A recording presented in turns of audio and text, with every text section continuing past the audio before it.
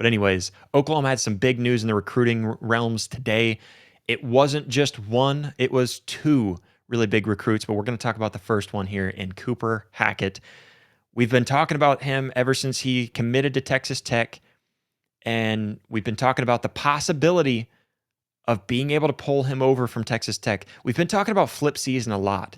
I was talking with Parker Thune, I think even here on the show, talking to Parker Thune about flip season, and do we think Oklahoma has what it takes? And we've all kind of agreed if Oklahoma can win games, there's no doubt going to be some flips. And you know what? There's a lot more flips that we're looking forward to in the future. And I'm thinking of some teams that might be losing their coaches, or at least have some coaches that just aren't performing well this season.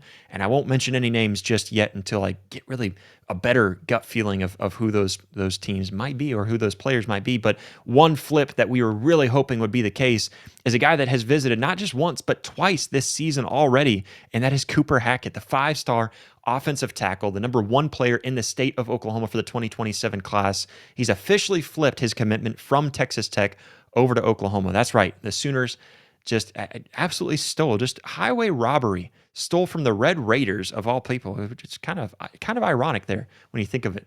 But they took the top offensive tackle, really one of the top offensive tackles, if not the top offensive tackle in the entire country.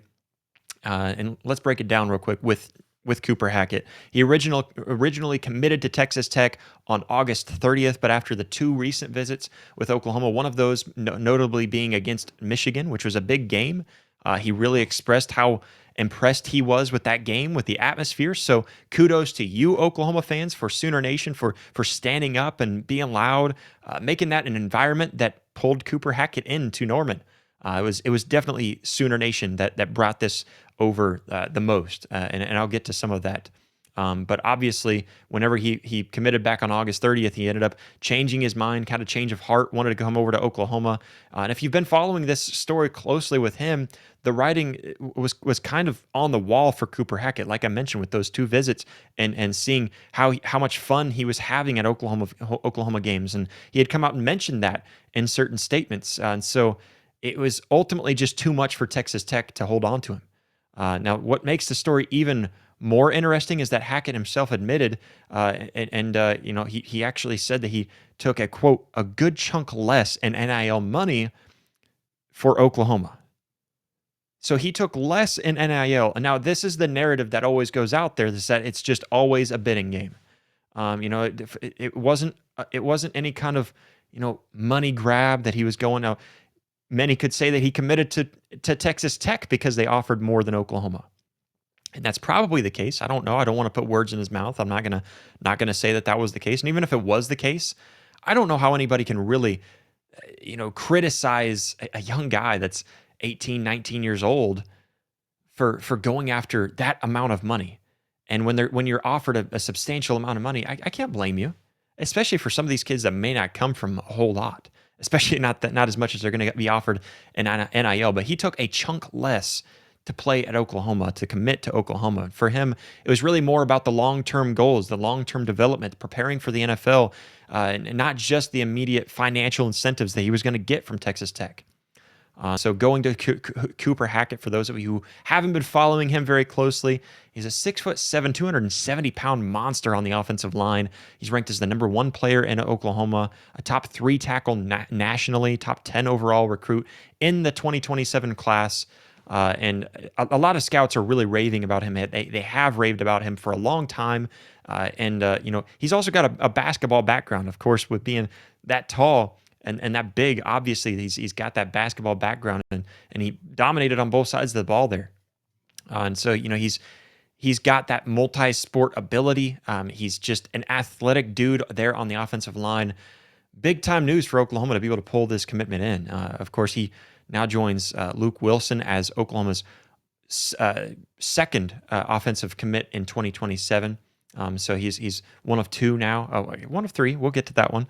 But it's huge. It's huge for Oklahoma. It means that Oklahoma is really locking down the state's talent, which Oklahoma fans have been quite frustrated about here as of recently. But they have not skipped a recruiting cycle without an Oklahoma native to be committed to Oklahoma now. And of course, trying to keep that commitment is very crucial, locking it down and keeping him there. I would imagine that would be the case. It's kind of hard for a player to commit and then to flip his commitment. I know it happens a lot, but it's not easy on a player. If you talk to these players that are flipping their commitments, it's tough for them, or even in the transfer portal, to mention that you're talking to 5 different teams and they all want you to come, and you end up having to go to the team and say, hey, I want to commit there. And they say, okay, let's get this thing going. They have to stay quiet until you go off and tell the other teams that, hey, I'm not going to be attending there.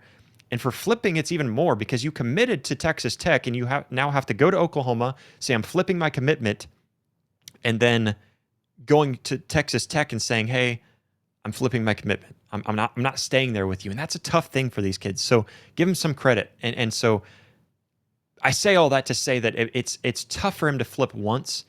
As long as Oklahoma keeps on the trajectory that they're on, it's going to be really hard for him to flip again, especially with the goals that he has ahead of him. And of course, the man behind much of this offensive line commit is Bill Bedenbaugh, who continues to prove that he really is one of the best developers in the offensive line talent really in the nation, and you can't argue against that. For Hackett, it's really like him watching guys like Michael Fasusi and Ryan Foje get out there early in their careers and make a little bit of a difference. He sees the clear path to that development and a path to the NFL. And again, that's a huge thing. And so obviously he trusts Bedenbaugh to get him there, for Bedenbaugh to really help him. And, talking about the impact that Cooper Hackett can make, I think for Oklahoma, it's a massive win. Massive, because, again, we'll talk about another reason why it was so big here in just a moment. But you don't only just get a top player in your state, you get a top player in the nation, but you send a clear message that Oklahoma can compete and land the best prospects in the country, even when NIL money is stacked against them. So you still have players out there, and Oklahoma's able to prove that they have something to prove, or something to offer to players more than just the money on the table. And so that's awesome to see. And really it should fuel it kind of fuels against the narrative that NIL is just taking over the sport, that there is no loyalty. Obviously there's a lot more kind of for that narrative, but not always completely against it. And this is one of them against it. Nationally, people are taking notice of Oklahoma's conflittment, we might be able to say. That might be a corny thing for me to have said, so please don't clip that. But Hackett, he's his flip, it's already kind of taking storm on social media. A lot of people talking about it, turning, looking at this flip and kind of showing the proof that some commits are starting to prioritize that long-term success, and that's a good thing. And I think with some of the adjustments made in NIL, and I think with some of the tactics of talking to players, and I think Jim Nagy is another part of why you could really be excited about the future of Oklahoma's growth and being able to get these guys in, because of what they're able to do and try to convince these players more than just the money on the table, and to try to turn them, not to turn them away, but try to help them prioritize more than just that is really difficult to do. And like I said, it would be really hard for a young player to turn down that significant amount of money to come over to Oklahoma. So bottom line, this is one of the biggest recruiting wins that Oklahoma has had, I guess I want to say in years, but I guess, Michael Fasusi was probably one of those, I guess, although that one just felt like he was coming to Oklahoma the entire way. But with Cooper Hackett flipping to the Oklahoma Sooners, it's absolutely a game changer for that 2027 class. And it's another reminder that Brent Venables and this staff are building something big in Norman, and Oklahoma fans can be excited and recognize that winning games is going to get things snowballing. It's going to get things like the recruiting and even the transfer portal recruiting back on the right track. It's going to get things like NIL on the right track as well. And so I think that's starting to show here, and this could be a really good anchor point to get Cooper Hackett in for Oklahoma.